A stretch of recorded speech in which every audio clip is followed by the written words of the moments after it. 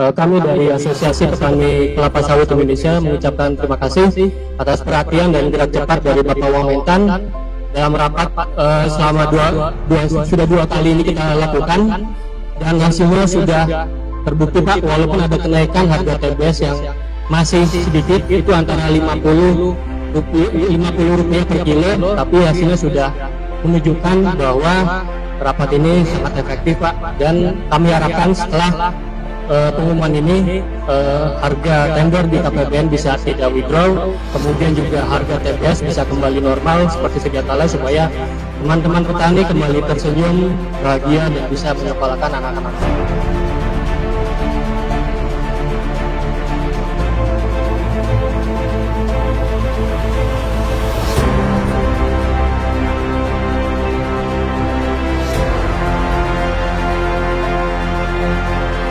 Kami mengundang lebih banyak stakeholder dari industri sawit kita, dan juga BUMN pangan kita di sektor perkebunan, baik itu PTPN, Agrinas Palma, dan anak perusahaannya.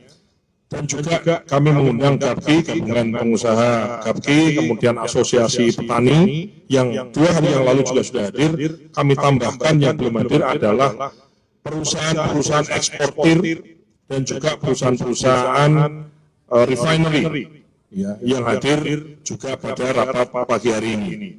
Beberapa kesimpulan saya akan sampaikan.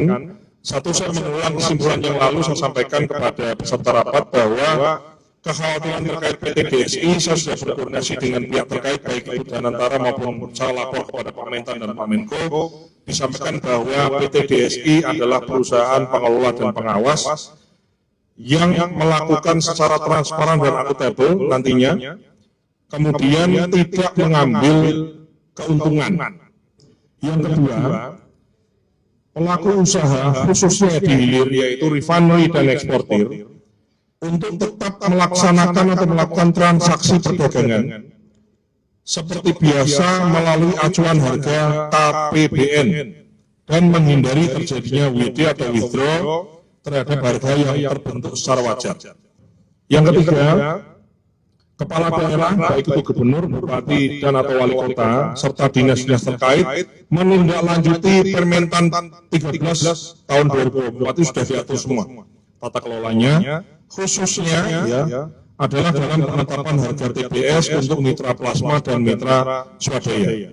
Serta aktif, ya, kepala daerah tadi juga kita minta aktif melakukan pemantauan terhadap harga pembelian TBS oleh PKS dan memastikan pabrik kelapa sawit PKS di wilayahnya membeli TBS sesuai dengan Permentan 13 nomor 13 tahun 2024, dan selanjutnya bila ditemukan adanya pabrik kelapa sawit yang membeli tandan buah segar yang tidak sesuai dengan ketentuan, agar diidentifikasi PKS-nya itu. Yang nomor 4, jika ada pelanggaran kegiatan-kegiatan sesuai dengan Permentan, tentu ada sanksi administratif dan juga pencabutan izin barangkali gitu. Dan jika ada pelanggaran hukum, tentunya Kementan menggandeng Satgas Pangan.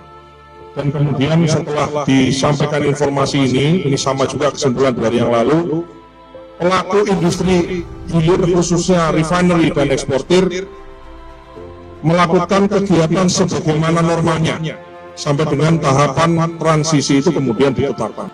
Yang terakhir, yang keenam adalah diminta, ya, kami atas nama pemerintah meminta ke semua pelaku usaha industri sawit, setelah diumumkan ini transaksi perdagangan dilakukan secara adil, baik dari hulu sampai dengan hilirnya, dan dengan harga pembelian TBS yang sesuai dengan harga acuan CPO di wilayah masing-masing. Dan kesimpulan ini juga ditandatangani oleh berbagai pihak yang hadir, baik pihak asosiasi, kemudian perusahaan eksportir maupun perusahaan refinery, dan juga dari kami pengampu kebijakannya dari Kementerian Pertanian, yaitu Direktorat Jenderal Perkebunan Kementerian Pertanian.